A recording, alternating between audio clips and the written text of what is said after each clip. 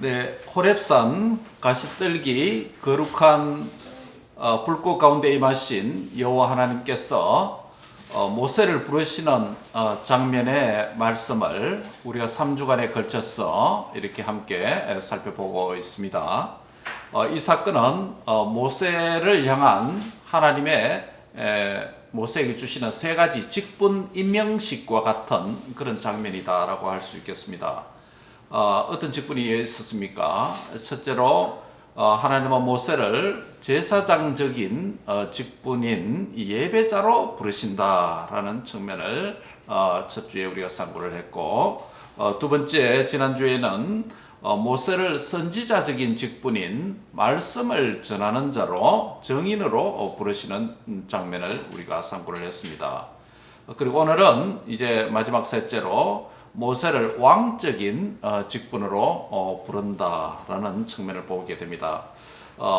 이 선지자, 제사장, 선지자, 또 왕, 이 세 가지 직분을 향한 부르심을 우리는 모세를 향한 하나님의 재창조의 관점으로, 재창조의 사역으로 그렇게 관찰하고 있습니다. 이 세 가지 직분으로 모세를 재창조하신 하나님께서는 왕과 제사장, 선지자, 이 직분, 이 세 가지 직분을 가지신 한 분으로 후에 오게 되는데 누구죠? 예, 우리 주 예수 그리스도이십니다. 그래서 우리가 이 세 가지 직분을 메시아의 세 가지 직분이다라고 이렇게 부르죠. 예수님은 바로 메시아의 세 가지 직분인 왕과 제사장과 선지자 직분을 사역을 하심으로 저와 여러분의 구원을 이루셨습니다. 할렐루야. 예. 그런데 당시에 가시떨기 불꽃 가운데 임재하신 하나님의 부르심 앞에서 모세는 5가지 변명을 말함으로 하나님의 부르심의 그 소명에 순종하지 못하고 불응한 적이 있습니다. 모세의 소명 거부에 대한 하나님의 설득 장면이 또한 이어지죠. 매번 마치 모세가 이 불응하는, 저항하는, 소명에 저항하는 그 모습에 대해서 하나님께서 각 이유들마다 말씀하시는 그 장면이 하나님이 모세를 향한 정복 전쟁을 하는 듯한 그런 부분을 보여줍니다. 모세가 저항하면 하나님께서 반론하시고, 모세가 반항하면 또 저항하시고, 설득하고. 그래서 마치 이 모세를 향한 정복 전쟁을 일으키는 것 같은 둘 사이에, 두 인격 사이에 그런 장면이다라고 할 수 있겠습니다. 여러분 기억하십니까? 모세가 부름을 받을 때 모세가 첫 번째 어떤 변명을 가지고 저항을 했습니까?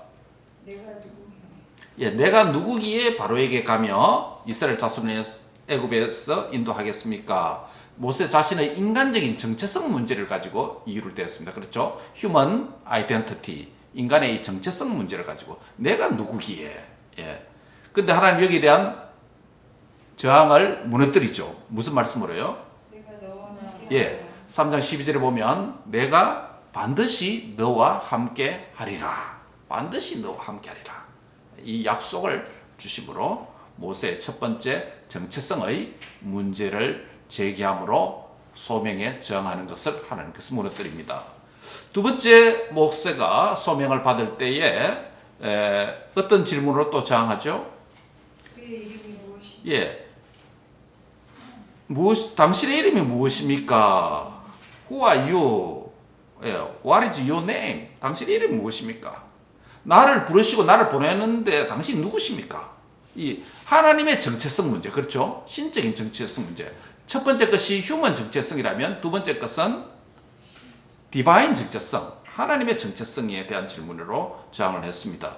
여기에 대한 하나님의 정복은 뭡니까? 나는 스스로 있는 자다. I am who I am. 나는 스스로 있는 자다. 시작도 없고 끝도 없고 스스로 있는 것이 아니라 타이에 의해서 있게 된 것은 모두가 피조물이라고 부르죠. 스스로 있는 자다라는 말은 무슨 뜻이에요? 하나님 자신이 피조물이 아니라 창조주라는 것이죠. 창조주라는 것이죠. 누구에 의해서 만들어진 존재가 아니라는 것이죠. 스스로 있는 자다. 그것도 시작도 없고 끝도 없으니까 무시간적인 존재, 영원한 존재라는 것이죠. 이 말씀으로 두 번째 저항이 무력화되었습니다. 세 번째 모세의 저항이 있습니다. 무슨 저항입니까? 말을 잘하지 못함.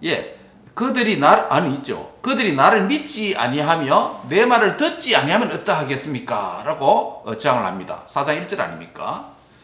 그들이 나를 믿지 아니하면, 그들이 누구예요? 이스라엘 자손들과 나 사이에 있는 이 관계 문제. 그들이 나를 신뢰하지 아니하고, 그리고 내 말을 듣지 아니하면, 따르지 아니하면, 나와 그들의 신뢰 관계 문제입니다. 그렇죠? 그래서 소셜 아이덴티티 문제라고 할 수 있습니다. 첫 번째가 무슨 아이덴티티라고요? 정체성. 휴먼 정체성, 인간의 정체성. 모세 자신의 정체성 문제고. 두 번째는요, 하나님 이름에 대한 것이니까 하나님의 정체성. 하나님의 정체성 문제, 디바인 정체성. 세 번째는요, 자신의 재능. 사회적 정체성, 나 자신과 그들 사이에 신뢰 문제니까. 그렇죠? 사회적 정체성이다라고 했습니다. 이 세 번째 사회적 정체성에 대한 문제로 저항하니까 하나님은 어떤 말씀으로 정복합니까? 그들이 나를 믿지 아니하며 내 말을 듣지 아니하면이라고 저항할 때에 세 가지 이적을 보여줍니다. 4장 2절부터 9절까지. 그렇죠? 첫 번째 이적은 뭡니까? 지팡이가 모세의 손에 있는 지팡이를 뱀으로 바뀌게 되고 뱀이 다시 지팡이로 바뀌게 되는 거. 그 지팡이와 뱀 사이 왕복입니다. 그렇죠? 왕복 변화입니다. 그다음 두 번째는 뭡니까? 모세의 손을 품 안에 넣으니까 나병이 되고 다시 빼니까 넣었다가 다시 빼니까 건강한 손이 됐습니다. 그래서 모세의 건강한 손이 문둥병 환자가 됐다가 그 다음에 또 건강한 손으로 바뀌고 건강한 손과 문둥병 손이 왕복이 되었습니다. 교차 왕복적으로 되었습니다. 그 다음에 이것은 현재 일어나는 기적이고 또 하나의 기적이 있습니다. 세 번째는 뭡니까? 나일강에 물을 이건 애굽에 가서 할 일입니다. 그렇죠? 나일강에 물을 좀 떠서 무엇으로 바뀝니까? 피로 바뀐다는 기적입니다. 그래서 이 기적을 통해서 너를 믿도록 하겠다. 사회적 정체성 문제. 너를 신뢰하지 않는다면 내가 이걸 통해서 믿도록 하겠다라고 하나님께서 답을 주심으로 세 번째 문제가 역시 정복됩니다. 네 번째가 모세는 또 네 번째 질문을 저항합니다. 4장 10절이죠. 주여 나는 본래 뭘 하지 못합니까? 나는 말을 하지 못하는 자입니다. 나는 입이 뻣뻣하고 혀가 둔한 자입니다. 라고 저항합니다. 이것은 뭐랍니까? 모세 자신의 개인의 재능에 관한 문제입니다. 그렇죠? 퍼스널 퀄리티 문제, 자신의 재능 문제를 가지고 저항합니다. 여기에 대해서 하나님은 무엇으로 무력화시킵니까? 12절에 보면 이제 가라. 내가 내 입과 함께 써 할 말을 가르친다. 입이 뻣뻣하고 말을 잘 하지 못하면 내가 할 말을 주겠다는 것이에요. 너는 그 말만 하면 된다는 것이죠. 마지막입니다. 이제 다 해결된 듯합니다. 그런데 모세는 느닷없이 뭐라고 말합니까? 주여 보낼 만한 자를 보내소서. 4장 13절 보낼 만한 자를 보내소서라고 말합니다. 이는 이런 앞에 네 가지 문제를 앞에 있는 네 가지 문제, 일련의 문제를 다 모세가 저항하는 변명들을 다 해결해 줬는데 그렇다면 내 말고 다른 사람이 가도 되지 않습니까? 이렇게 하는 것이죠. 이건 타인의 우선권 문제. 다른 사람도 할 수 있습니다. 다른 사람 보냈어요. 그때 하나님께서 뭐라고 대답하십니까? 4장 15절 16절 보면 동력자 아론을 대변자로 임명해 주십니다. 아론은 말 잘하기 때문에 아론을 동력자로 대변자로 세워주신다 라고 말씀을 하십니다. 이로써 모세의 모든 5가지 저항의 질문들은 정복이 되었습니다. 이제 오늘 본문은 호렙산 가시떨기 가운데 임재하신 여호와 하나님 앞에서 모세가 하나님으로부터 받는 재창조될 세 번째 직분을, 즉 왕의 직분을 받는 장면을 함께 상고하고 은혜를 받고자 합니다. 고대 근동에 왕들의 대표적 세 가지 직무가 있습니다. 여러분 고대에 우리 아시아 계통의 오리엔탈 사회도 마찬가지지만 고대 근동에 왕들이 해야 될 하는 대표적 세 가지 직무가 있습니다. 첫 번째 뭐예요? 왕은 무엇 때문에 세웁니까? 첫째는 통치하는 일입니다. 가장 기본적인 통치입니다. 그렇죠? 백성을 다스리는 일입니다. 다스리는 일을 합니다. 두 번째는 뭡니까? 백성들 간에 송사의 문제가 일어났을 때 재판하는 일을 합니다.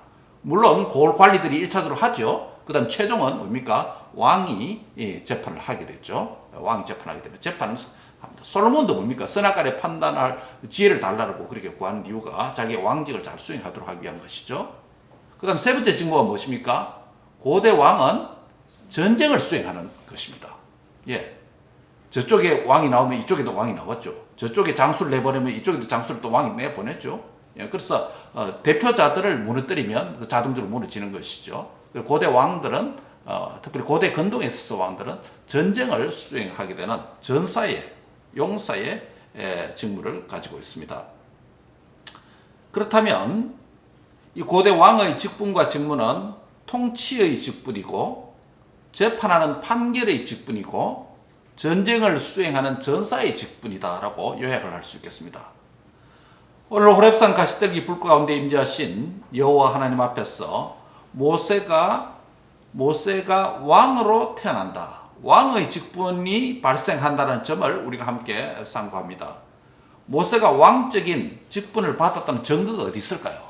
우리가 일반적으로 메시아의 상징이다, 왕과 제사장 선지자다 이렇게 말을 하는데요.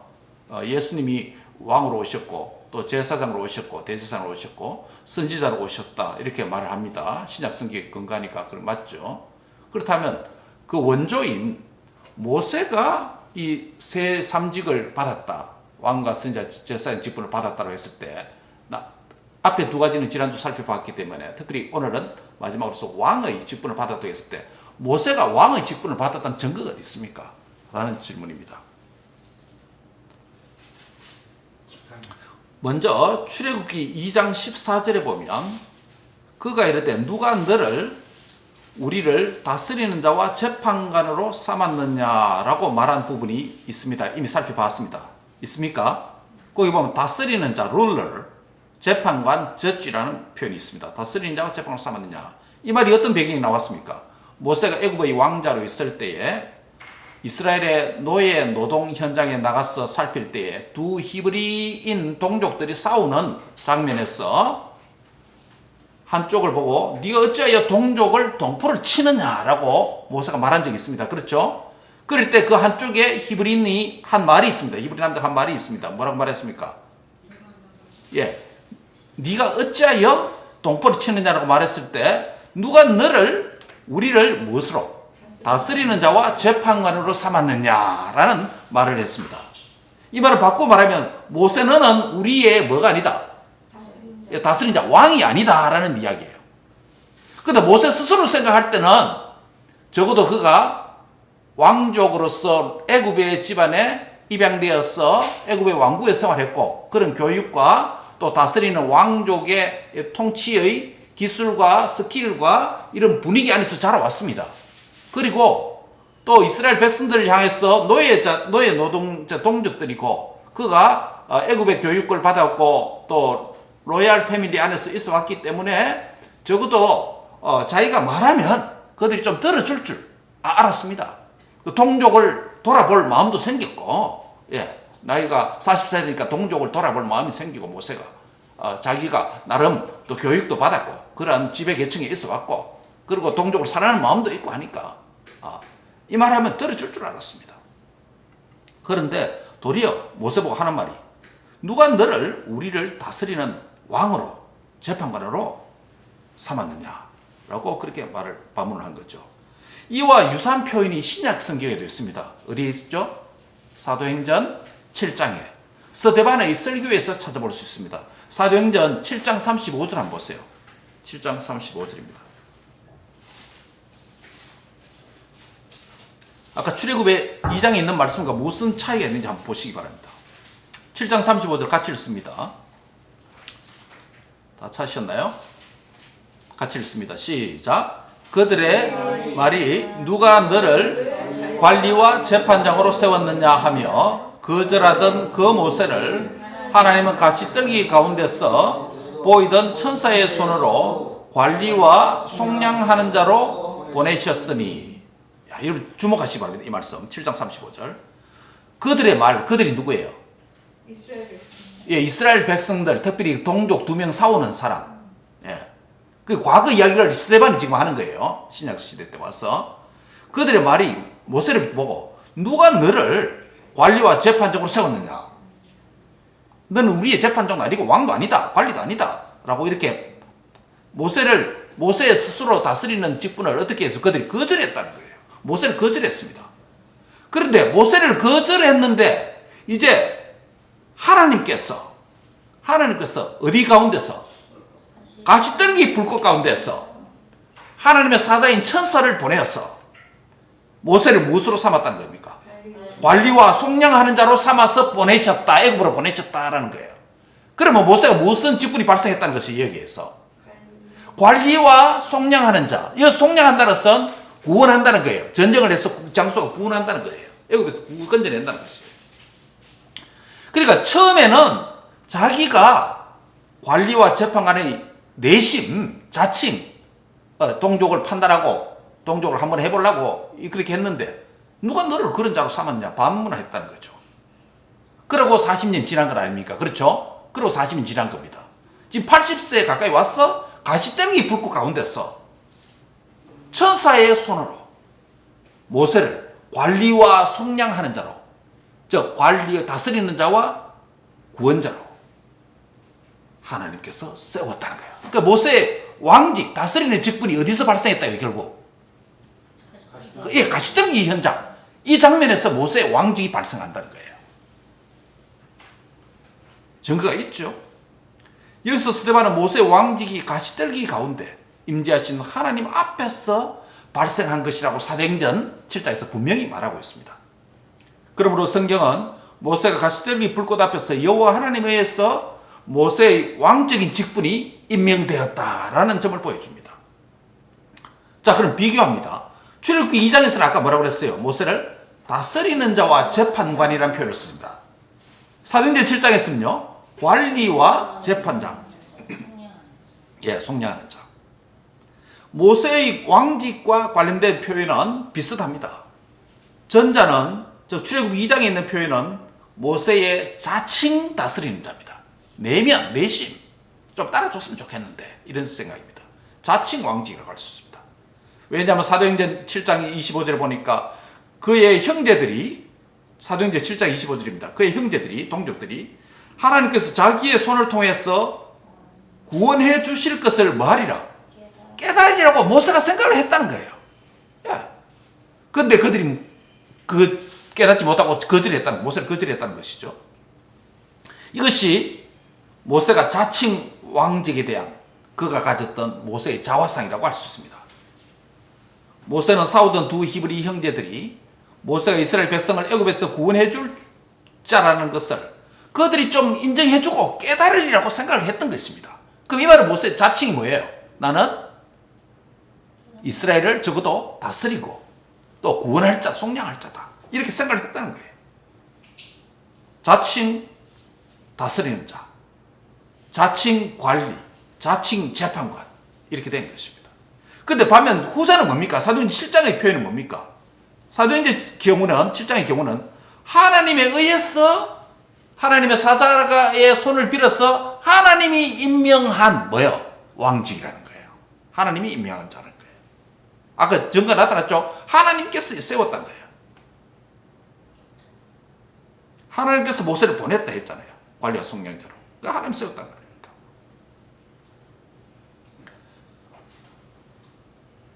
사도행전 7장 35절에 보면 저희 말이 누가 너를 관리와 재판장으로 세웠느냐 하며 거절하던 그 모세를, 즉 동족에게 거절당한 모세의 상처가 있는데 그것을 하나님은 가시떨기 가운데서 천사의 손을 의탁해서 관리와 속량한 자로 세워서 보내셨다라는 말씀이기 때문입니다.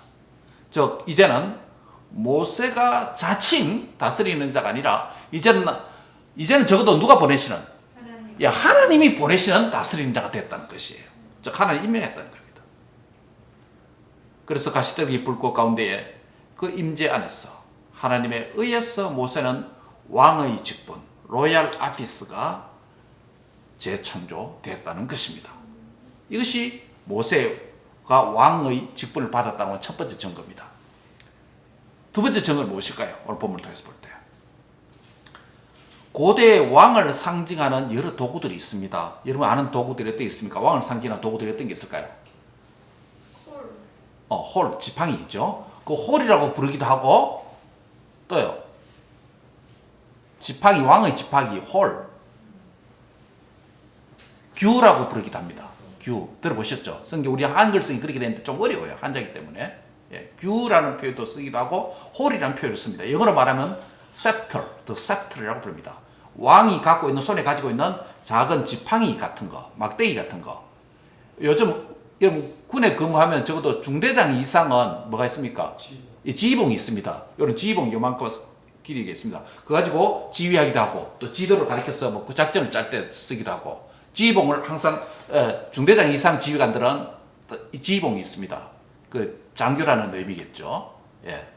바로 고대 왕들은 왕을 상징하는 막대기, 스텝, 홀, 규라고 하는 막대기가 있습니다. 또 어떤 게 있을까요? 왕이 명령하고 말하는 것을 확인하기 위해서 문서에다가 도장 찍는 의인이라고 그러죠. 왕의 도장. 그렇죠? 의인이다. 다니엘이 뭡니까? 사자굴을 집어넣는다는 명령을 그 문서를 만들고 왕의 도장을 확 찍어 의인을 찍었다 그랬죠. 변기할 수 없도록. 그렇죠. 왕의 명령에 대해서 왕의 문서에 대해서 다큐멘터에 도장을 찍는 것이죠. 사인을 한다는 것이죠. 그런 게 왕을 상징하는 도구들 아닙니까?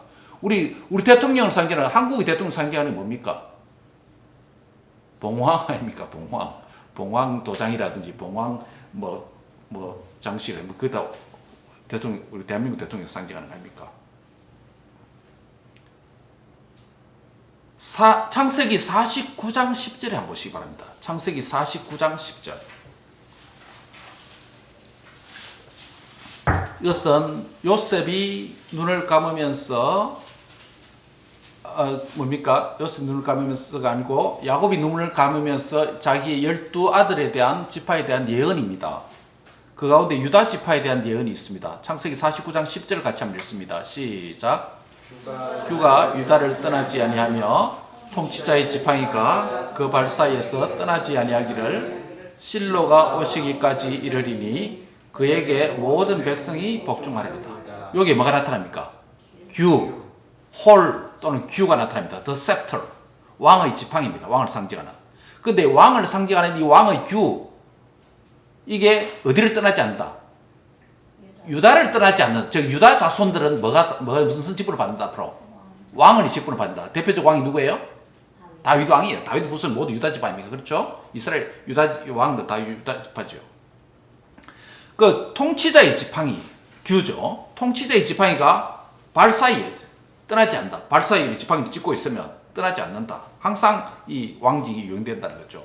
누가 올 때까지?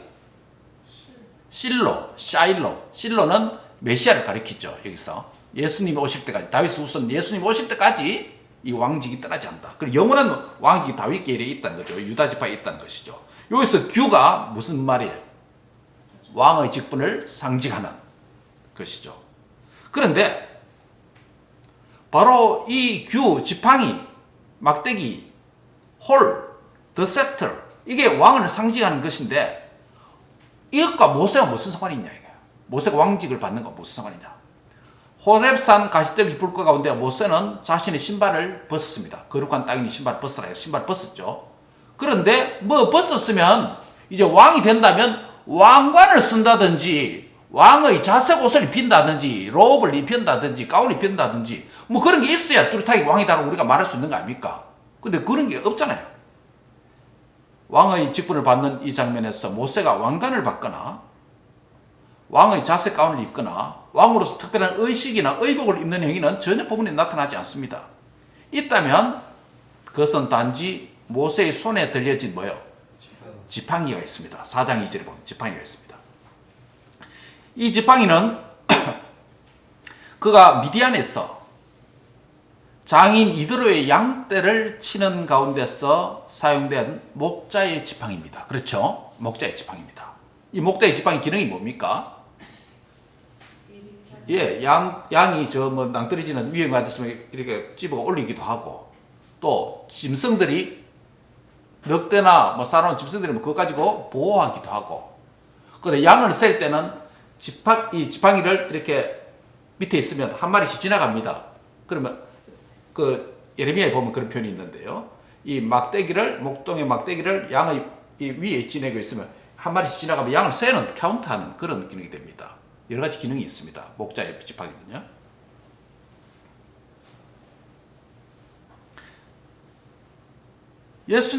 본문에서 이 지팡이는 그가 미디안 광야에서 장인 이들의 양떼를 칠 때 손에 쥐게 된 마련한 지팡이였죠. 호렙산 가시들이 불꽃 가운데서 모세를 부르시는 하나님께서도 모세의 손에 든 이 지팡이에 주목을 하고 있습니다. 그래서 묻습니다. 4장 2절에 뭐라고 묻습니까? 여호와께서 그에게 이르시되 네 손에 있는 것이 무엇이냐? 하나님께서 지금 그걸 주목합니다. 사용하시려고. 모세가 뭐라고 대답합니까? 그가 이르되 하나님 몰라서 묻습니까? 지팡이입니다. 이렇게 말합니다. 그렇죠? 지팡이입니다. 그러면 이 뭡니까? 하나님도 모세의 지팡이에 주목을 하고 있고 모세도 자신이 든 지팡이입니다. 말함으로 둘 다 지팡이에 대한 관심이 지금 있는 시점입니다. 그렇죠? 우연이 아니에요. 하나님께서 지팡이에 관심을 갖고 계시고 모세도 자신의 지팡이가 앞으로 어떤 의미를 갖게 될 것이 하나님의 음성이 있을 것이라는 예상이 되는 것이죠. 우리 원문을 볼 때. 모세의 손에 들려져 있는 지팡이에 대해서 부르시는 여호와 하나님과 부름을 받는 모세가 함께 그 지팡이를 주목하게 된다는 거예요. 전에는 이 지팡이가 무엇입니까? 아까 말씀드린 대로 양을 지키고 양을 인도하고 양을 보호하고 짐승으로부터 즉 목자의 지팡이였습니다. 목동의 지팡이, 목자의 지팡이였습니다. 그런데 호렙산 가시떨기 불꽃 앞에서 그 지팡이는 하나님께서 모세를 부르실 때에 그 소명을 모세가 의심할 때에 기적 세 가지 중에 하나로서 무엇으로? 그 지팡이가 무엇으로? 뱀으로 바뀌고 뱀이 다시 지팡이로 바뀌는 모세의 확신의 도구로서 지팡이가 용도가 달라지게 되었습니다. 모세 개인에게 이 지팡이는 하나님의 부르심에 대한 모세 개인적인 확신을 주기 위한 개인적 도구로서 하나님이 사용했습니다. 아, 이 지팡이 보니 전에 뱀으로 바뀌었지? 또 다시 지팡이로 돌아왔지? 아, 내가 소명을 의심할 게 아니구나. 이 몇 번째 의심에서 이걸 주었죠? 뭐에 대한 문제 때문에?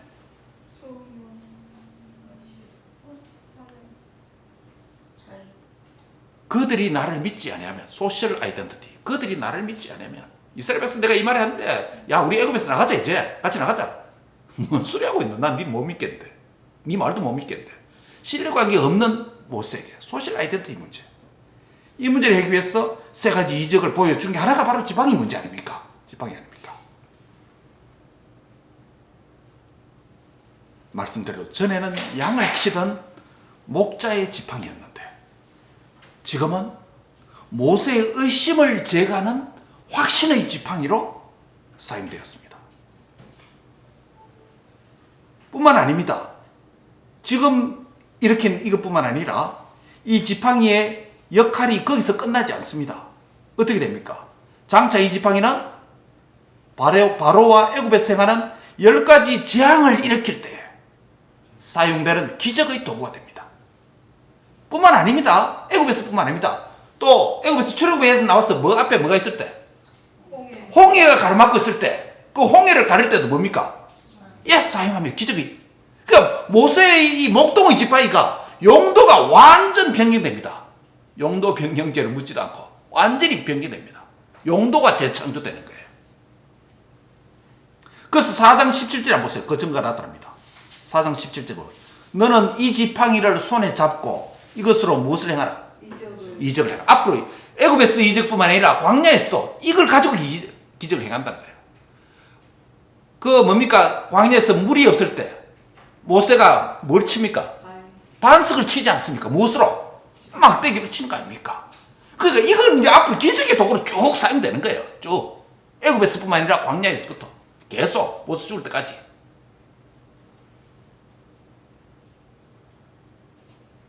이런 점에서 모세의 지팡이가 기능적인 면에서 완전히 재창조되었다고 할 수 있는 것입니다. 모세의 지팡이가 기능적 측면에서 목자의 지팡이에서 기적의 지팡이로 하나님의 도구로 재창조되었던 것처럼 모세도 신발을 벗고 이 지팡이, 마치 왕직을 상징하는 듯한 홀, 규, 그것이 유다 지파의 앞으로 있을 것인데, 왕정 시대가 도래하기 전에, 이 족장 시대 때, 출애굽 시대 때 모세가 든 막대기 지팡이가 마치 유다 지파의 미래에 갖게 될 규, 홀, 왕의 막대기처럼 이스라엘 백성을 다스리고 애굽을 정복하는 왕으로서 전쟁을 수행하는 기적의 뭐로? 지팡이, 막대기로 사용된다는 것이에요. 그러면 모세의 왕직이 어떤 것인지 구체적으로 조금씩 드러나죠. 모세는 애굽을 정복하고 가나안을 치는 전사로서, 용사로서 전쟁을 수행하는 왕직으로 재창조되고 있습니다. 한번 보세요. 증거가 어디 있는지. 3장 19절 20절 한번 보세요. 3장 19절 20절에서 모세가 무슨 손으로? 강한 손으로 누구를 칩니까? 강한 손으로 누구를 친다고요? 애굽을 친다. 애굽 왕을 친다. 바로를 친다. 애굽을 친다. 그 다음에 3장 17절을 보세요. 무슨 땅? 3장 17절. 무슨 땅? 젖과 꿀이 흐르는 땅으로 뭐 하게 하신다? 올라가게 하신다. 올라간다는 말이 무엇입니까? 출전한다. 전쟁에 나간다는 거예요. 가나안 정복 전쟁입니다. 여기 두 가지가 나타납니다. 모세가 전쟁을 수행해야 되는 두 대상이 있습니다. 하나는 누구예요? 애굽입니다. 애굽을 치는 거예요. 또 하나는요? 가나안 정복 전쟁이에요. 가나안 정복 전쟁. 실제로 가나안 정복 전쟁은 모세의 후계자인 여호수아를 통해서 이루어지지만은 모세가 그 전에 다 뭐 준비하게 하죠. 자, 모세의 왕직에 대한 것, 관리와 재판관 이 관점 하나고, 모세의 지팡이 문제하고, 그 다음에 모세가 왕직으로 받는다면 그 왕직의 구체적인 직무 중에 대표적인 게 뭐라고요? 전쟁을 수행하는 고대 왕들의 대표적인 왕직 중에 하나가 이 전쟁을 수행하는 거 아닙니까? 용사, 전사직을 간다. 그렇다면 호렙산 가시더미 불꽃 가운데서 여호와께서 모세를 왕으로 임명하실 때 고대의 왕의 직무들 세 가지, 재판하는 일, 다스리는 일, 전쟁을 수행하는 일 가운데 어떤 측면이 강조되고 있습니까? 전쟁하는 일, 다스리는 일. 모세는 후에 시내산에서 율법을 받으면 이 율법으로 이스라엘 백성을 또 재판하는 일도 합니다. 그렇죠? 합니다. 그러나 현재 본문에서는 바로 그런 점이 전사직이 전쟁을 수행하는 용사의 직분이 강조되었다는 거죠. 왕으로서. 즉 왕으로서 애굽을 치고 바로와 애굽을 정복하고 굴복시키죠. 또 모세는 적과 꿀이 있는 가나안 땅을 올라가서 정복하기 위해서 무엇을 보냅니까? 12 정탐꾼들을 보냅니다. 그렇죠? 가나안을 정복하기 위한 겁니다. 그 여정에서 다양한 전쟁을 수행하게 됩니다. 물론 최종적으로 말씀드린 것은 가나안을 최종 정복하는 것은 여호수아가 정복합니다. 모세의 후계자인. 전쟁을 수행하는 전사로서 모세는 애굽에서 자기의 지팡이를 들고 이적을 행하며 대변인 아론을 통해 왕명을 전달하고 애굽 정복 전쟁을 수행하게 됩니다. 전사로서 모세는 애굽을 향하여 정복 전쟁을 수행합니다. 그리고 이스라엘 자손을 향하여는 속량하는 자, 이 속량하는 자, 아까 속량하는 자 표현이 있었죠. 그 전쟁에서 구원하여 승리하도록 하는 자가 이 속량하는 자예요. 이것이 모세의 왕직에 대한 직분 수행입니다. 그러므로 모세가 호렙산 가시더미 가운데서 하늘의 왕이신 여호와로부터 모세가 땅의 왕직의 직분을 받을 때에 모세는 거룩한 땅에 서서 그의 더러운 신발을 벗고 하나님의 심판 전쟁을 수행하는 전사로서 쓰임을 입습니다. 그의 손에는 기능면에서 재창조된 지팡이가 들려져 있고, 이러한 왕직을 받은 모세는 심판과 구원의 사역을, 애굽을 향해서 심판의 전쟁을, 가나안을 향해서 심판의 전쟁을, 이스라엘을 향해서 무슨 전쟁을? 구원의 사역을 감당하게 됩니다. 이것이 모세가 왕으로서, 전사로서 직분이 재창조됐다는 증거예요. 자, 모세가 이런 왕직, 전사의 직분을 가졌다면 모세의 이 직분을 완성하는 분이 누구예요? 예수님이 모세의 이 왕직을 종결합니다. 완결합니다. 예수님은 메시아로서 왕 중에 왕으로 오셨습니다. 예수님의 왕적인 존재와 인격과 사역을 여러 각도에서 다양하게 볼 수 있습니다만은 그 중에서 우리는 누가복음 19장에 있는 열머나 비유를 한번 보고자 합니다. 여러분 누가복음 19장에 보면 누가복음 19장에 한번 보시기 바랍니다. 11절부터 27절에 한번 보시기 바랍니다. 거기에 보시면 한 귀인이 외국 여행을 다녀오려고 합니다. 가서 여행을 가는 목적이 뭐라고 말합니까? 귀인이 가는 거. 왕의 직분을 받으러 갑니다. 한 귀인이, 한 귀한 사람이에요. 비유인데요. 한 귀인이 왕의 직분을 가지고 갈 때 그 귀인이 자기의 종들에게 내가 갔다 올 동안에 내가 잘 지키라. 내가 갔다 와서 왕직을 받아올게. 이렇게 하면서 귀인이 갑니다. 그러면서 첫 번째 종에게 머나는 금과 은절의 돈의 단위입니다. 첫 번째 종에게 얼마나 줍니까? 10머나를 줍니다. 10머나를 줍니다. 그리고 두 번째 종에게는요, 5머나를 줍니다. 세 번째 종에게는 1머나를 줍니다. 이 달란트 비유하고 비슷합니다. 예, 달란트 비유하고 비슷합니다. 달란트는 금의 단위고, 이는 은의 단위입니다. 머나. 그래서 나중에 이 왕직을 가지고 돌아오니까 5머나, 10머나를 받은 사람은 이것을 장사를 해서 어떻게 해요? 10머나를 남겼죠. 그래서 10고를 통치하는 권세를 준다라고 말씀했습니다. 5머나를 받은 종은 그것을 장사해서 5머나를 더 남겼습니다. 그래서 5고를 다스리는 통치권을 주었습니다. 1머나를 받은 종은 주인이 까다로워서 그것을 남기라고 보관해놨습니다. 저금도 안 해놓고 이자도 올라갈 긴데 저금해놓으면. 그래서 그것을 나중에 어떻게 됩니까? 빼앗기는 거야. 그것까지 뺐습니다. 그 나중에 뭡니까? 마지막 구절에 가면 뭐라고 나왔어요? 악한 자들 다 어떻게 해요? 27절에 보면.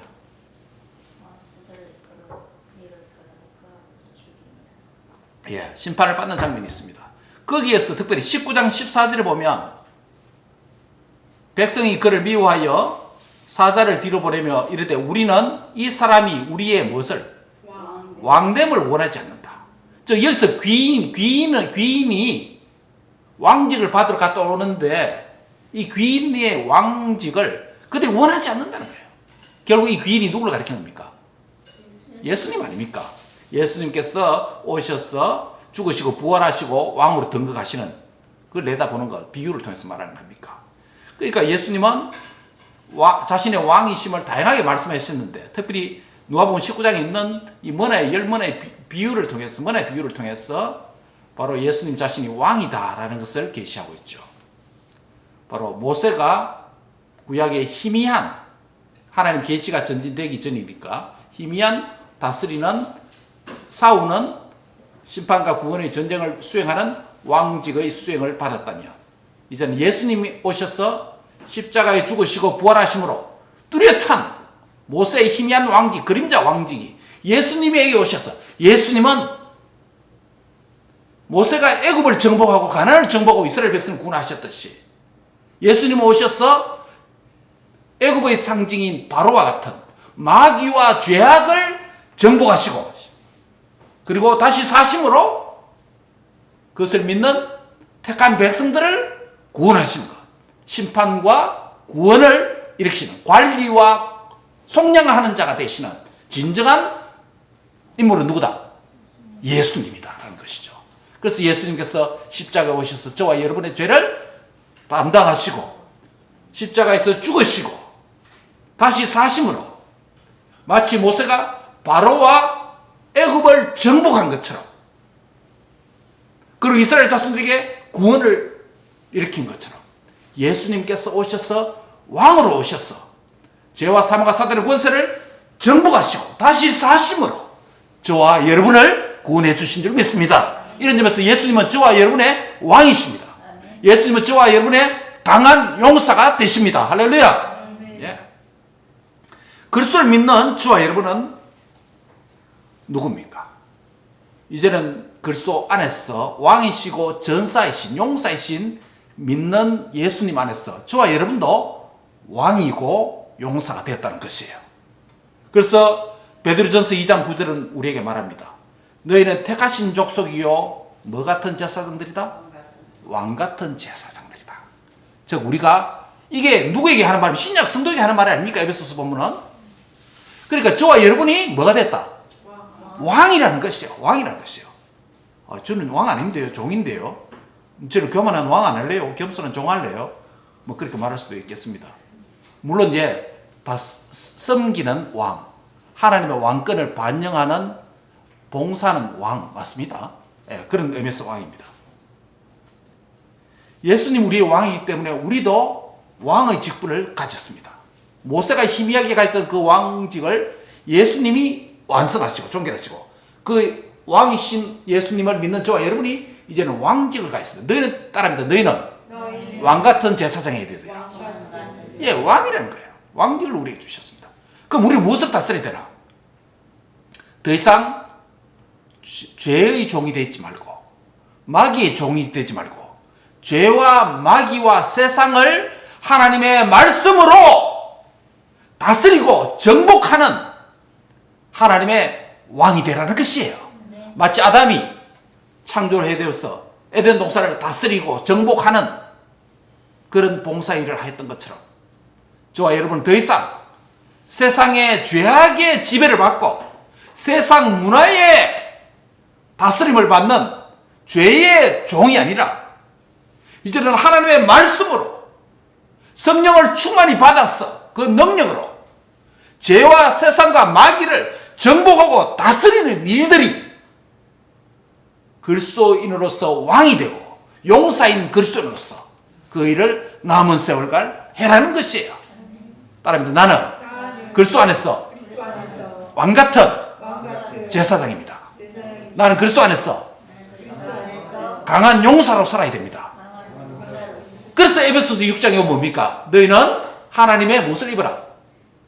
전신 갑주를 입어라. 전신 갑주가 뭐예요? 머리부터 시작해서 발끝까지 다 무장하라는 거 아닙니까? 전신 갑주가 뭡니까? 하나님의 말씀과 성령이다라고 에베소 6장에 말하고 있지 않습니까? 말씀의 검을 가지고 성령의 검을 가지고 그렇죠? 구원의 투구를 쓰고 성령 안에서 기도를 통해서 그렇게 전신 갑주를 입어라 라고 말합니다. 사랑하는 형제 자매 여러분 말씀을 맺습니다. 예수님은 전사로서 용사로서 강한 용사로서 왕직을 구약의 모든 왕직을 완성하신 종결하신 완결하신 만왕의 왕으로 오셨습니다. 그 예수님을 믿는 우리도 왕으로 살아야 됩니다. 이 왕으로 살아서 내가 떡 두드리고 권세 부리는 그런 왕이 아니라 섬기는 왕으로서 특별히 죄와 세상과 마귀에 대해서는 단호하게 다스리고 통치하는 자가 되어야 된다는 것이에요. 예. 잘못된 것은 잘못된 것으로 판단하는 왕이 되어야 된다는 것이죠. 하나님 지혜를 가지고 판단해야 된다는 것이죠. 그러므로 그리스도인의 모든 삶은 뭐다? 영적인 전투입니다. 따라합니다. 그리스도인의 모든 삶은 영적인 전쟁입니다. 예, 영적인 전쟁에서 전사와 왕으로 살아야 된다는 것이에요. 우리는 더 이상 죄와 사망과 마귀의 종로를 타는 자가 되면 안 되는 것이에요. 따라합니다. 더 이상 죄의 종이 되지 말고 사망의 종이 되지 말고 마귀의 종로를 타지 말자. 마귀가 좋아하는 짓 하지 말라는 거예요. 마귀 종로를 하지 말라는 거예요. 세상의 종로를 하지 말라는 거예요. 세상 좋아하는 거 하지 말라는 거예요. 세상이 한다고 해서 우리가 하면 안 되는 거죠. 우리는 의와 생명과 주 예수님의 종로를 타고 예수님을 향하여서 의와 생명과 주 예수님을 향하여서는 종로를 타고 세상과 마귀에 대해서는 무슨 노릇을 해라? 왕 노릇을 하라는 거예요. 왕이 되어야 된다는 거예요. 그래서 뭡니까? 요한계시록 가면 우리가 마지막에 세세토록 그리스도와 함께 뭐 한다고요? 다스리는 왕노릇 하는 겁니다. 여기서 세상에서 왕노릇 잘해야 세세토록 천국 가서도 왕노릇 그리스도와 함께 통치하는 일을 잘한다는 거예요. 만물을 다스리고 천사들을 다스리고 일어나는 게 우리 성도가 하는 일입니다. 앞으로요. 예, 이 영광스러운 왕직을 잘 수행하려면 이 땅에서도 죄의 종이 되지 말고 주님에 대해서는 종노릇 하되 세상을 향해서 죄에 대해서 마귀에 대해서는 왕노릇 하는 자가 되시기를 바랍니다. 어떻게? 하나님의 전신갑주를 입어야 됩니다. 따라합니다. 하나님 전신갑주를 입자. 전신갑주가 뭡니까? 전신에서 온몸입니다. 머리털부터 발끝까지. 전신을 무엇으로 입어라? 갑주, 갑옷으로 입으라는 거예요. 그 갑옷, 은유적인 갑옷이 의미하는 게 뭐라고요? 하나님의 말씀과 성령이라는 것이죠. 예, 성령 안에서 기도하고 말씀을 읽고 묵상하고 그 말씀을 모든 삶의 영역에 적용할 때에 그 영역을 다스리는 왕직이 나타난다는 거예요. 예. 우리의 모든 문화의 영역에서, 삶의 영역에서, 모든 이슈의 영역에서 말씀을 제대로 배우고 깨달아서 그 의미를 알아서 그 말씀의 원리를 모든 케이스마다 적용을 해야 되는 거예요. 적용을 해야 거기에 말씀이 다스리고 주님이 다스리고 왕노릇이 나타난다는 거예요. 그렇지 않으면 그 말씀이 적용되지 않는 영역은 누가 왕이에요? 세상이 왕이고 마귀가 왕이고 죄악이 왕이 되는 거예요. 그래서 말씀을 묵상하고 적용하는 게 이만큼 중요합니다. 어떤 영역에 말씀을 묵상하고 공부하고 깨달은 진리를 그 영역에다가 적용을 해야 됩니다. 할렐루야. 그래야 그 영역을 다스리는 왕이 된다는 거예요. 그렇지 않으면 그 영역에서 내가 종이 되는 거예요. 세상의 종이 되는 거예요. 사랑하는 형제자매 여러분, 현재일이나 장래일이나 보이는 것들이나 보이지 않는 것들이나 물질적인 것이나 영적인 것이나 육체적인 것이나 정신적인 것이나 모든 영역에서 하나님의 말씀의 진리를 묵상하고 그 진리와 교훈을 그 영역마다 적용하는 은혜가 있기를 바랍니다. 그리할 때 우리의 왕직이 살아나고 주님이 다스림이 살아나고 주의 통치가 충만할 때 주의 나라가 그 영역에 임하는 줄 믿습니다. 이것이 그리스도인으로서 우리가 왕의 직분을 수행해야 되는 영역이고 사명이다라는 것이에요.